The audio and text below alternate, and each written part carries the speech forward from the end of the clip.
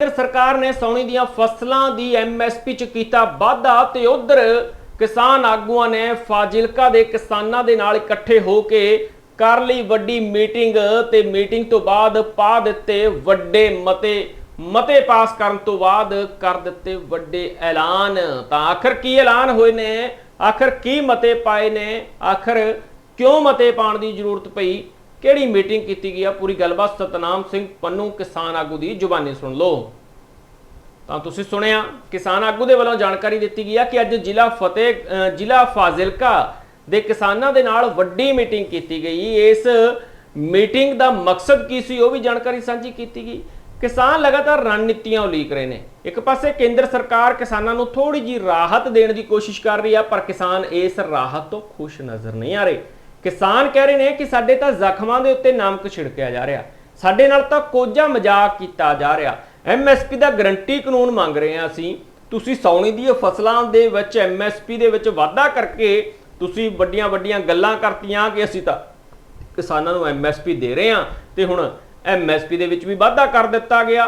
पर किसान इस दे वल्लों जो ऐलान केंद्र दे वल्लों कीते गए। मैं सरवण सिंह पंदेर किसान मजदूर संघर्ष कमेटी पंजाब से, जो कल केंद्रीय राज्य मंत्री अश्विनी वैष्णव जी ने, जो हम देख रहे हैं कृषि क्षेत्र में तिलहन दलहन और कुछ अनाज की MSP के ऊपर फसलों के भाव की बढ़ोतरी की है, जिस तरह से उनके बयान को प्रचार माध्यमों में उछाला जा रहा है कि हमने, जैसे वो कहना चाहते हो, लागत खर्चे के ऊपर 50% या 60% तक की बढ़ोतरी कर दी है जो आ रहा है।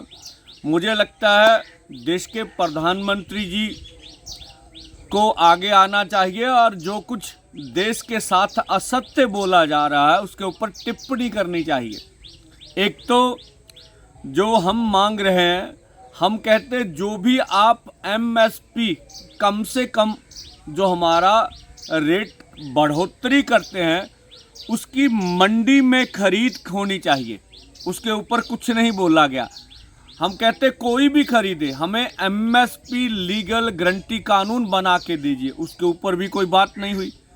ये जो बढ़ोतरी हुई है, A2+FL फार्मूला जो है डॉक्टर स्वामीनाथन कमीशन का, जिसमें हमारे लागत खर्चे भी पूरे नहीं होते। जो A2+FL है उसमें हमारी किसानों को, जो हमारी लेबर उसको स्किल वर्कर भी नहीं माना जाता, जिसके ऊपर फसलों की बढ़ोतरी हुई है। और हम जो मांग करते हैं वो डॉक्टर स्वामीनाथन कमीशन की रिपोर्ट के फार्मूले के अनुसार C250 के अनुसार फसलों के दाम की बढ़ोतरी की जाए। तो ये तो पहली बात तो ये है। दूसरा, अब जैसे बिहार जैसे राज्य हैं वहाँ मंडी ही नहीं है, जिन भी फसलों के आपने दाम बढ़ाएं वहाँ तो खरीदी नहीं होगी, प्राइवेट खरीदेंगे। पंजाब में अकेले धान के ऊपर आपने 69 रुपये दिए हैं, ये कुल फसल का 3% है। और दलहन और तिलहन के ऊपर कुल फसल की कीमत का 9% जो बढ़ोतरी आपने की है। अब पंजाब को धान के अलावा कुछ कपास का क्षेत्र है, अब आपने जो मक्की है, गवारा है, बाजरा है, जो दालों के ऊपर बढ़ोतरी की है, जो तेल बीजों के ऊपर, उसका तो पंजाब को कोई फ़ायदा नहीं। इस तरह से बहुत से राज्य हैं जहाँ पर खरीदी, यहाँ मक्की का रेट अमूमन 800 से लेके 1200 रुपये होता, आपने 2400 रुपये उसका रेट ऐलान किया। रेट ऐलानने से मंत्री महोदय कुछ भी नहीं होने वाला। आप फसल की मंडी में खरीद कैसे हो इसके ऊपर विचार करिए। एक तो ये बात थी। दूसरा, 3 से लेके 9% हमारे फसलों के दाम बढ़े हैं, लेकिन खेती उर्वरक से हमारे जो कीटनाशक पेस्टिसाइड हैं, जो डीजल के रेट हैं, खेती मशीनरी के रेट हैं, इसी के साथ साथ जो हमारे खेती क्षेत्र में बीज हैं उनकी बढ़ोतरी। मैंने खुद धान का अभी जो बीज है 170 रुपये प्रति किलो लेके आया, और हमारी जो खरीदी होगी वो 2400 लगा लिए, 2400 में हमारा धान खरीदा जाएगा, हमें 170 रुपये किलो दिया जाएगा। तो ये हमारे जो लागत खर्चे हैं, देश में जो महंगाई बढ़ी है, हमें इससे कुछ भी किसान को लाभ होने वाला नहीं है। इसलिए हम बढ़ोतरी को नाकाफी समझते, मजाक समझते।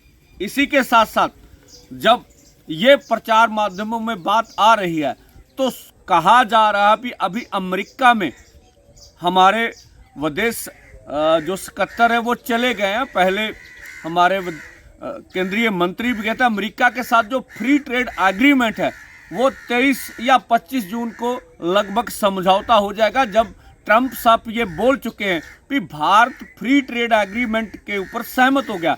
इससे जो कृषि क्षेत्र में जो बाहर से जो उसके ऊपर टैक्स नहीं लगा, फसलें आएंगी, पोल्ट्री की सामान आएगा, मीट का आएगा, तो भारत का कृषि क्षेत्र बर्बाद हो जाएगा। ये इंग्लैंड के साथ तो पहले समझौता हो चुका है। इसी के साथ जो हमारे प्रधानमंत्री जी ये बोलते थे ना खाऊंगा ना खाने दूंगा, तो सेबी की जो साबका चेयरपर्सन है माधवी बुद्ध जी, उनको लोकपाल ने क्लीन चिट दे दी, जिसके ऊपर हिडनबर्ग ने ये आरोप उनके थे जो लगाए गए थे, जो हम लोग देख रहे हैं। तो इसी के साथ साथ जो विजय शाह हैं, भाजपा जो अभी सत्ता में, वो बोलती देश सबसे ऊपर है, अच्छी बात है।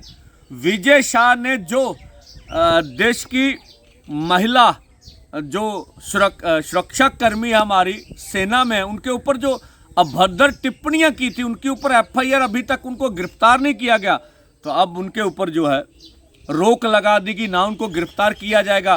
तो भाजपा के अगर मंत्री सैनिकों के खिलाफ बोले तो वो देशद्रोह में कभी भी नहीं आता, जिसकी निंदा करनी चाहिए। इसी के साथ साथ जो हमारे पहले ब्रिजभूषण जी थे, जिनके ऊपर पकोका के ऊपर आरोप लगे थे, उनको भी पुलिस ने बरी कर दिया। आप देखते हैं न्यायपालिका ने, और उस समय आंदोलन होके इनके ऊपर कार्रवाई हुई थी। तो भाजपा अपने लोगों को बचाने में लगी ली। अंत में ये कहूँगा, अभी अब देश भर में ये खबरें हैं कि कोरोना आ रहा है। ये दुखद है जिस तरह से कोरोना ने पूरा भारत का लघु उद्योग, मजदूरों को जिस तरह से तबाह किया, जिस तरह से हमारे जो प्रवासी भारतीय थे, चाहे बिहार के लोग हों, उत्तर प्रदेश के हों, उड़ीसा के हों, मध्य प्रदेश, जिस तरह से उनको गाड़ियां नहीं मिली, चलते हुए घरों की ओर गए।